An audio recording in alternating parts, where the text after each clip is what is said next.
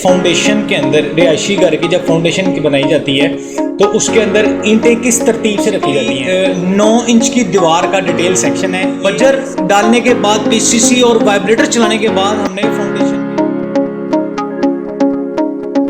अस्सलाम वालेकुम नाज़रीन, मैं हूं अरसलान तनवीर। अपने यूट्यूब चैनल पे आपको खुशामदीद कहूँगा। आफ्टर अ लॉन्ग टाइम जब से सोशल मीडिया वेबसाइट्स बंद हुई हैं, मैं भी एक्टिव नहीं हो पाया। आपको पता ही है कि वो नेटवर्क इशू चल रहा था, कुछ सोशल मीडिया वेबसाइट्स बंद थी, कोई यूट्यूब, ट्विटर, इस तरह की चीज़ें ना चल नहीं पा रही थी। तो ये कोई तकरीबन 5-6 दिन बाद इंटरनेट अब बहाल हुआ, तो मैंने कहा मैं अब वीडियो डेवलप कर दूँ। तो नाज़रीन, उम्मीद आप सब भी खैरियत से होंगे। तो आज का जो टॉपिक है इसमें हमें डिस्कस करना है कि फाउंडेशन के अंदर रिहायशी घर की जब फाउंडेशन की बनाई जाती है तो उसके अंदर ईंटें किस तरतीब से रखी जाती हैं। तो पहले सिनेरियो में क्या था कि आपने सबसे पहले अपने फाउंडेशन की डिगिंग की, उसकी सारी मिट्टी आपने बाहर निकाली और उस मिट्टी को बाहर निकालने के बाद आपने क्या किया, उसके अंदर आपने टर्माइट प्रूफिंग का कोर्स करवाया कंप्लीट, जैसे मैंने आपको इससे पहले वीडियो में बताया। टर्माइट प्रूफिंग के बाद आपने नीचे डाला बजर या रोड़ा, जो भी आपको बेहतर लगता है, उसके ऊपर आपने पीसीसी की एक लेयर की, फिर आपने वाइब्रेटर चलाया, देन आपने अब फाउंडेशन के अंदर ईंट रखनी शुरू करनी है। ईंट किस तरतीब से रखी जाएगी, किस डेप्थ में रखी जाएगी, कितने फुट चौड़ाई में रखी जाएगी, यही हम आज डिस्कस करेंगे। तो बगैर वक्त जाए कि इसको स्टार्ट करेंगे इंशाल्लाह ताला। बिस्मिल्लाह। तो नाज़रीन, आपकी स्क्रीन पे आप अपनी स्क्रीन पे एक सेक्शन देख सकते हैं। ये बेसिकली 9 इंच की दीवार का डिटेल सेक्शन है। ये ही सेक्शन 4 इंच की दीवार में भी लग जाता है और यही सेक्शन 13 इंच की वॉल में भी लगता है और यही वाला सेक्शन 9 इंच की वॉल में भी लगता है। तो हम इसके ऊपर डिटेल डिस्कशन करेंगे और देखेंगे कि वॉल की डेप्थ किस तरह से हमने मैनेज की। तो नाज़रीन, इसको थोड़ा जूम इन कर लेते हैं सेक्शन को। तो यहाँ पे अगर आप देखें तो ये मैंने लिखा हुआ है PCC 148। ये हमने नीचे फर्ज करें रोड़ा डाला, उसके बाद PCC की। मैंने आपको बताया था कि रोड़ा अगर आप डालते हैं तो वो आप 6 इंच में डालेंगे और अगर आप बजर डालते हैं तो आप उसको 4 इंच में फिनिश कर सकते हैं। ऊपर आपने वाइब्रेटर चलाया तो यहाँ से ये जो आप 2 फुट 3 इंच पढ़ रहे हो, बेसिकली हमने नीचे 9 इंच की दीवार का जो नीचे पैर हमने बनाया वो हमने 3 फुट बनाया।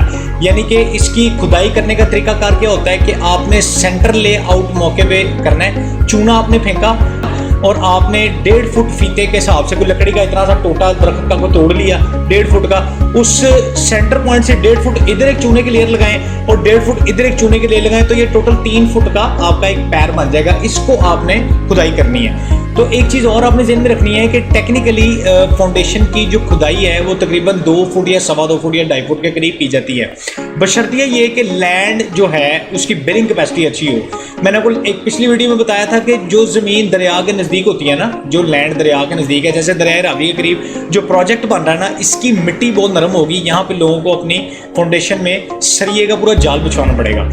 तो अमूमन लाहौर की जितनी भी सोसाइटीज़ हैं इनकी मिट्टी काफ़ी सख्त है, क्योंकि यहाँ पे आपको वो नज़दीक कहीं वो दरिया वाला सिस्टम है ना, तो ये 2-2.25 फुट खुदाई के बाद बड़ी सॉलिड मिट्टी आ जाती है। तो उसके बाद हम लोग अपनी फाउंडेशन का काम जो है वो स्टार्ट कर देते हैं। आप देखें नीचे हमने 6 इंच में आपको बताया कि आप रोड़ी डाल लें, उसके बाद आपने ऊपर मसाले की लेयर की 6 इंच हाइट में। आपने 2 फुट अगर गहराई, मसलन के जमीन में 2 फुट गहराई की तो उसके अंदर आपने 6 इंच रोड़ा डाला, ऊपर आपने PCC किया। अब हम ईंटों का रद्दा रखना शुरू करेंगे।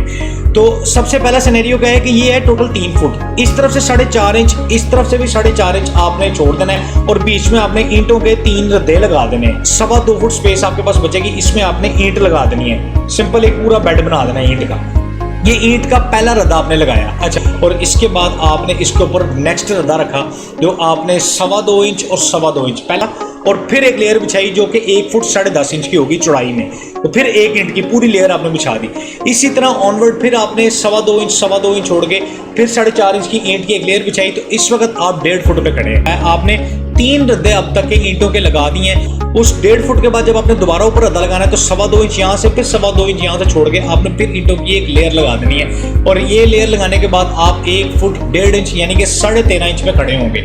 आपने दोबारा फिर वही प्रोसेस रिपीट करना है, फिर 2.25 छोड़ के एक लेयर लगाएंगे तो आपकी वॉल 9 इंच पे आ जाएगी। तो ये वॉल आपने क्या करना है, जैसे ही आपको पता चला कि आपने अपनी बिल्डिंग को सड़क के लेवल से 2 फुट पहले जाना है, तो इस जैसे ही आपका ये 13.5 इंच के बाद 9 इंच की वॉल आ जाए तो नीचे से आपने 9 इंच की वॉल लेके चलते रहना जहाँ तक के आपका DPC तक आप नहीं पहुंच जाते। अब यहाँ पे अगर आप देखें सेक्शन के अंदर तो आपको पता चलेगा ये NSL क्या है जी।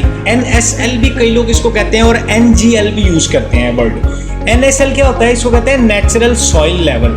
आपने एक प्लॉट खरीदा, खा वो 5 मरले का था, 10 मरले का था, मौके पे प्लॉट की जो भी कंडीशन है, मिट्टी जो भी जिस भी हालत में जितनी भी गहराई में या ऊंचाई में पड़ी है, उसको NSL कहा जाता है। अब इस नेचुरल सॉइल लेवल या नेचुरल ग्राउंड लेवल से आपने 2 फुट गहराई में खुदाई करनी है और सड़क के लेवल से आपने अपनी बिल्डिंग को 2 फुट या 2.5 फुट आपने ऊपर उठाना है। तो टोटल आपकी कितनी हो गई ये 2 फुट आपने नीचे गहराई की और 2.25 फुट या 2.5 फुट, फर्ज करें 2 फुट ही आपने ऊपर उठाया, तो टोटल 4 फुट आपने बिल्डिंग के अंदर किसू डालना है। तो यहाँ पे NSL के ऊपर हमने बताया कि हमारे पास 2 लेवल काम कर रहे हैं, एक हमारे पास रोड लेवल काम कर रहा है, एक हमारे पास पोर्च लेवल है और उसके बाद हमारे पास ग्राउंड फ्लोर लेवल है। तो नाज़रीन यहाँ पे आप अपने स्क्रीन पे एक तस्वीर देख सकते हैं, मैंने जूम इन करके आपको दिखाई है। ये वो जो चीज मैंने आपको समझाई कि पहले 4.5 इंच पे 2.25 इंच करते करते आपने जाना है यहाँ तक कि आपकी दीवार 9 इंच बाकी ना बचे।